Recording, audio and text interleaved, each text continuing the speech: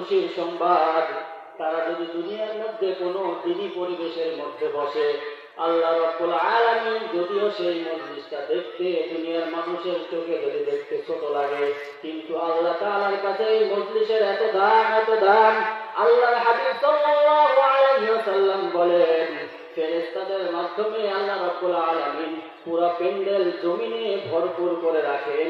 শুধু তাই নয়, জমিন থেকে নিয়ে আল্লাহর আরশ পর্যন্ত ফেরেশতারা একের পর এক পালাক্রমে থাকে। বলেন সুবহানাল্লাহ। আল্লাহ রাব্বুল আলামিন ফেরেশতাদেরকে ডাক দিয়ে বলে, হে ফেরেশতা, তোমরা কেন এমন করতেছো? তোমরা এত খুশি কেন, এত খুশি কেন? আসলে আল্লাহ তো সবকিছুই জানেন, তারপরও জিজ্ঞাসা করলেন কেন?